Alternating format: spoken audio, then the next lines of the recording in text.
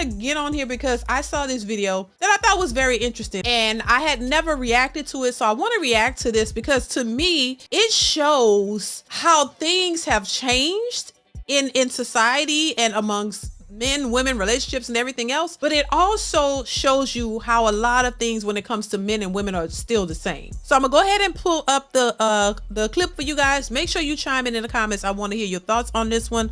Let me know in the chat, and also hit the like button as you come into the building. All right. What do women really want? I don't care what they want. I only care what they respond to. See, my focus is a little bit different from your other guests. There's what women say they want, there's what women think they want, and then there's what they actually respond to. I'm not an academic, I'm not a theoretician. I'm interested in what works on the street when it's time to date and mate.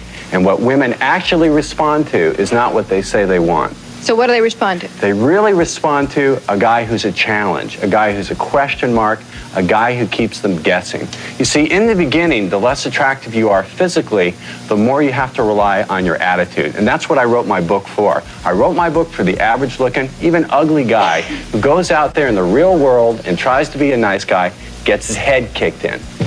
So no more Mr. Nice Guy. You can be pleasant. You see, we got to define our terms. By nice, I mean accommodating. When you accommodate, you get what the commode gets. You get the crapola. You have to learn how to say no to a woman. I'm gonna pause it there for a second. So peep what he said, right?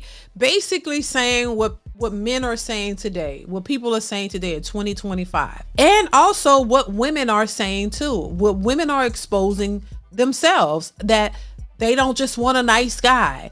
The nice guy, you know, he ain't got enough swag. Being nice is not enough. This is 1992. Keep that in mind, where this man is saying, he wrote a book on it saying, hey, he was a nice guy and it didn't get him anywhere with women. Women don't like nice guys. They want guys who gonna talk to them crazy, I guess, act like they don't care, have a little swag. I don't know what it is, but the nice guys are just, it's too corny, it's too lame for a lot of these women. So he's just addressing the nature of women. Now, this is 1992. With 2025, it's the same thing over and over. But let's continue. Here we go. So this, I guess, attitude is your word. This attitude that you now have is more appealing to women? The attitude is vastly more appealing. Basically, the attitude is I make no excuses for what I want. And number two, I don't need you, you need me. The reality is that nice guys not only do nice guys finish last, they often don't even get into the race. And you want to talk about fashion. If a woman does like a nice guy, it's her way of making a fashion statement. It's fashionable for her to like that. And Ross is absolutely right. Women have a lot of sexual power, and he has the courage to say that. He's making a mistake, though. He's encouraging men to simply surrender to that power. And I think, you know, if you're a man and you follow Ross's advice, you're going to get more sex, but you're going to have less self-respect. You have something you wanted to say? Yeah, I think that they just have had bad experiences with women, so they're just somewhat poisoned against women in general. True? Never fails. Every show we do, we talk about our feelings. Someone stands up and said, we've had bad experiences. You're trying to trivialize what we're saying, and I resent it. It's the hostility that men and women have for each other that's poisoning our relationships. We've got to be able to talk about it and listen to one another non-judgmentally. I don't think I've been poisoned. I think I'm just doing what works. It's a matter of doing what works. Excuse me. One thing the women's movement has taught me is to avoid speaking for other people. So I would like to ask you, if you think that men need to change in some fundamental ways and do a better job at listening to you, please clap your hands. What's smarmy? Wait a minute. Oh, he's the male feminist of the show, but women don't have to do a fundamental job at listening to men. Like we clearly understood that women don't want to hear what men have to say. And the minute they say something, they're being judged or, you know, dismissed. So wouldn't you think that women across the board should, you know, there should be more to advocate for women actually listen to men, and men having a place to speak out and speak their thoughts without it being judged or criticized? Why is it's like this? And I'm a woman, and I know it probably sounds weird, but I mean, I just realized what's happening and how unfair it is, especially when a lot of women have fought to have equal rights, and women have fought to be equal to a man, to be able to work and do the same thing that men do, but only to try to turn it around and not allow the very equality that they have to really be equality. You know what I mean? To really be equal. You don't want equal rights to a man. You want to be a man. You want to take over. You want to lead the situation. You want to be over men. And that's how I see it.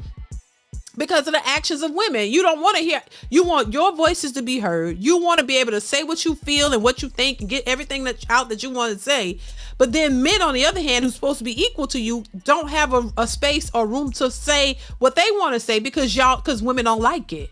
So you don't like what a man has to say. You just want his voice to go silent, but you want your voice to be heard over and over and over and over again. And I think that that's a horrible mistake. And I just don't think that is never going to bridge the gap between women and men and make men and women understand each other more, because it's not fair. It's not even about equality. It's about women want to be in control. They want to control the narrative. They want to be control. They want to control the control over men, but you still need men and you still want men. That's the gag. That's the hitch and the giddy up. A lot of these women want to be men, want to act like men, want to be boss chicks like men, want to make the money, want to do, but at the same time, because they are women and the nature of a woman is still in there, you still want a man to come in and be a traditional man to a modern day boss chick, a woman who fought to be this in control, entrepreneur, independent person who can do better than a man, don't need a man, but you still want one.